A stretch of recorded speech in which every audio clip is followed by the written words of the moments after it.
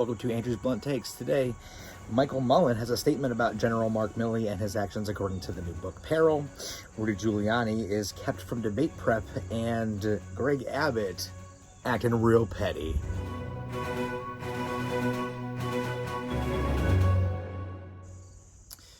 Welcome to Andrew's Blunt Takes. Today, we have 6 news stories that I feel like are very important, right? And they're important for a variety of reasons, but I believe that they are the most politically sound, or most need-to-know stories. Now, this is not the channel you're going to come to get information on Gabby Petito. A body was found yesterday. They haven't matched her to the DNA yet, but it matched her description. So my thoughts and prayers are with her family, and I hope that gets resolved soon. But this is not the channel where you're going to get that kind of news. This is a really politically based channel. So, first things first. The Taliban has ordered women in Kabul to exit the workforce. The Taliban, there were roughly 3,000 women who were working in Kabul when America was in Afghanistan. I think this was in Afghanistan. And since the withdrawal and the subsequent takeover of the Taliban, 3,000 plus women have now been informed that they must leave the workplace. They've also replaced the women's ministry with the Ministries of Prayer and Guidance and the Promotion of Virtue and Prevention of Vice. So this is the Taliban's fancy way of saying it's 1991 again. Now, Americans. Now, as an American, I can say this. Americans, we need to pay attention right now, because if we don't, we are bound to have another 9/11 style terrorist attack in our country. The exact same thing is happening. Russia tries taking over Afghanistan. We go to help. We pull out. Taliban takes over. Bada bing, bada boom, 9/11. Al-Qaeda takes over Afghanistan. We go in to help. We withdraw. Taliban takes over. What happens next? No, don't throw your hands up. We know what happens next. They harbor terrorists. The Taliban works to get the finances and all the money they need and all that and all the planning and all the bullshit.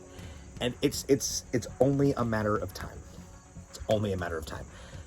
Let's not forget the leader of the head of security for the Taliban has a $10 million wanted dead or alive bounty on his head by the U.S. government. So this is who we're dealing with. We need to all take stock of that and know, remember, this is what we're dealing with. So, news from overseas. So, former Joint Chiefs Chair, Michael Mullen, which, shout out, buddy, same last name as me, says there's nothing unusual about Milley's contacts with China.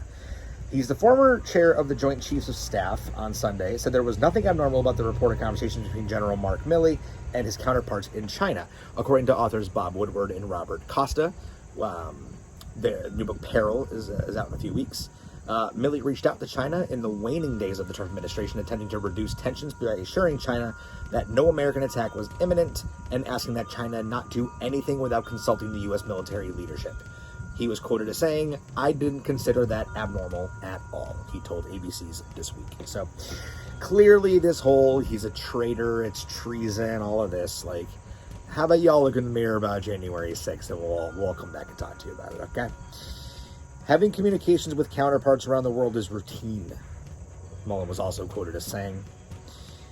He was the chair of the Joint Chiefs from 2007 until 2011, and Milley has held that position since 2019.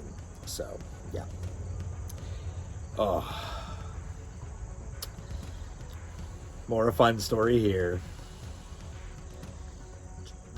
Apparently, staffers and aides to President Donald Trump, who was president at the time, no longer the president, obviously, kept Giuliani from debate prep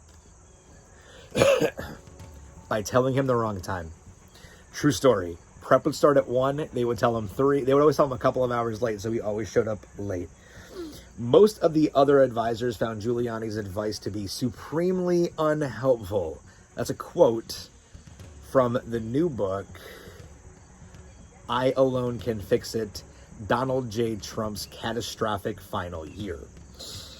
Giuliani was intentionally told the wrong time for the presidential debate prep session last year because other aides said that he was so unhelpful. He was Trump's personal attorney at the time. He took part in September's debate prep. in which former Governor Chris Christie filled in as Joe Biden, and Trump senior counselor Kellyanne Conway, we all remember her, acted as a moderator. The upcoming book by Washington Post reporters Carol Leonig and Philip Rucker said, this is, of course, the book I Alone Can Fix It, Donald J. Trump's catastrophic final year. Giuliani clashed with Christie and Conway in that session. Giuliani reportedly insisted that the president spend more time discussing his opponent's son, Hunter, and his business dealings with Ukraine, while Christie suggested that Trump merely touch on the Hunter Biden subject. Most of the other advisors found Giuliani's advice to be supremely unhelpful. He wanted to attend the next session. They told him it was at 2 o'clock, and it was actually at noon. So, just a friendly reminder for everybody, there are some good things that have happened in this past year. Example, Giuliani's law license has been suspended in New York and D.C. over his persistent efforts to overturn the election of Trump. After the election, Giuliani led efforts to get Trump the result he wanted and contributed significantly to the spread of disinformation and conspiracy theories regarding the vote. So, what can we take away from that? Honestly, not a whole lot.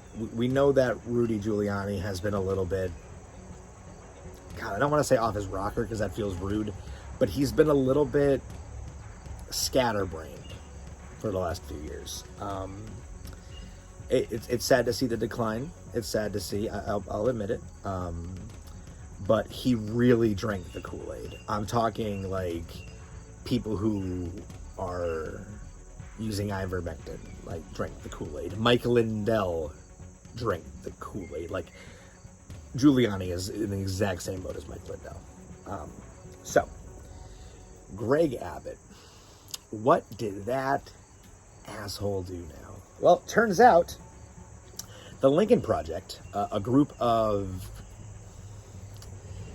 I don't want to say rebellious Republicans, but that feels like a good alliteration. They put out advertisements on television and the internet discussing, basically, this one was Governor Abbott and his wall, and it compared his border wall, yelling and screaming, to the amount of caskets made. I actually watched the ad. It was a 1-minute ad.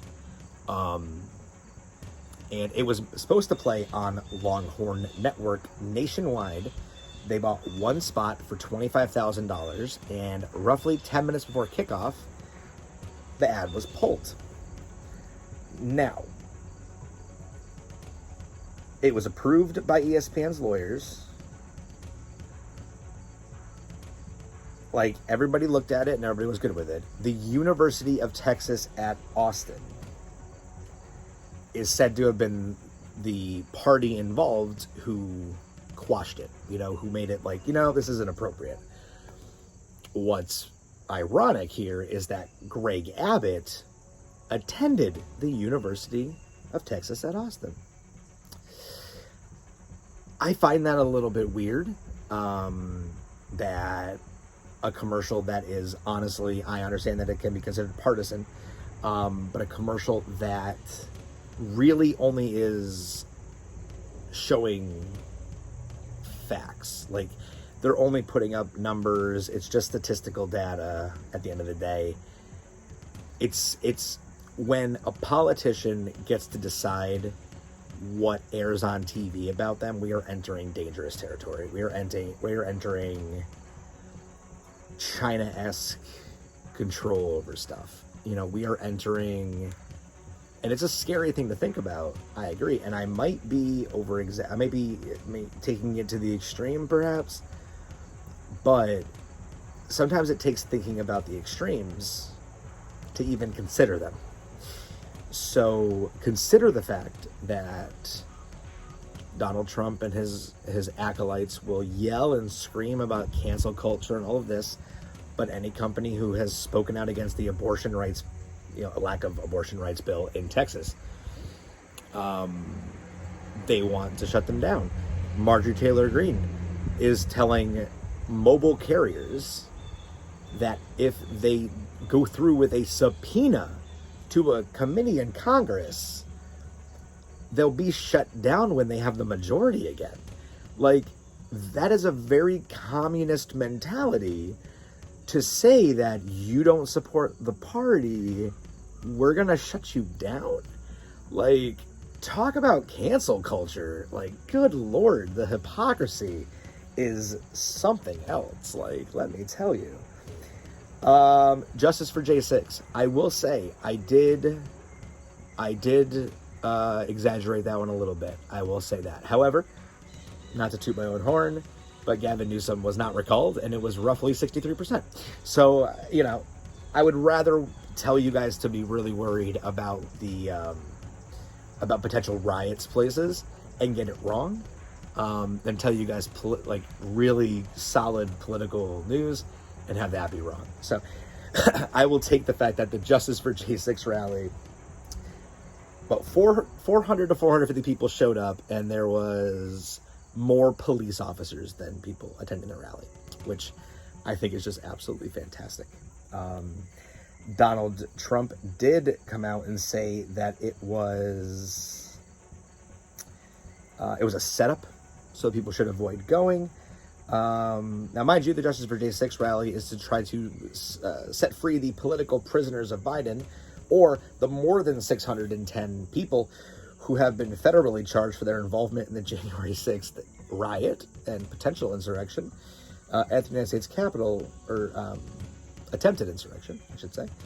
According to the Department of Justice, roughly 60% who remain behind bars are suspects prosecutors and judges have identified as posing a credible and ongoing threat to public safety. So these are not the people who did, in fact, walk around and get caught up in the moment. These are the people who broke shit. These are the people who... These are the worst of the worst people who are still in jail for this. Like, this is not... These aren't political prisoners. And I really hope that people on my channel understand that. Yeah. Real fast. This is your dumbass of the day.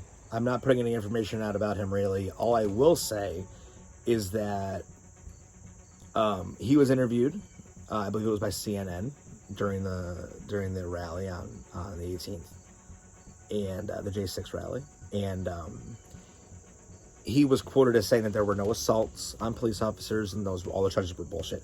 So they had showed him the video, which I'm not going to show here because the video of the police officer being slammed in between the door. Everybody has seen the video of the officer being slammed in front of between the door and having his mask ripped off. Just that violent scene. And this young man, 18 years old, looks like Davy Crockett. He said that's not assault. Buddy. Because he had an open hand and he wasn't hitting him hard enough. If you poke somebody and they don't want to be poked, and they've told you not to poke them with your finger, poke them in the arm, you can be charged for assault in most places for that. Shoving somebody with your hand in their face is assault. You are too young to have these radical thoughts. Please stop drinking the Kool-Aid, brother. We need your generation to come up behind us stronger than ever so we can put an end to this nonsense. Okay, you don't want to see you guys defected. Okay. And in good news of the day, just to wrap it up, Pfizer has announced that the COVID vaccine is safe for children after a trial with about 4,500 subjects. 2/3 receiving the vaccine in 2 doses, although each dose is smaller than that prescribed for adults. The company said the vaccine generated antibody levels similar to those found in young adults, and about 1/3 of the dose administered to the general population. So, not as much of the vaccine going to kids, but they are. This is for 5 to 11. It says that their vaccine is safe and it's generating a strong response. So. A strong immune response, for the record. So, very good news. Hopefully, by the fall, maybe by like October, November, kids are able to start getting vaccinated and we can start getting our life a little bit more back to normal. Now, if only the anti-vaxxers would listen and show their fucking pride in their fellow human. So, thank you guys very much for being here. I appreciate it. And yeah.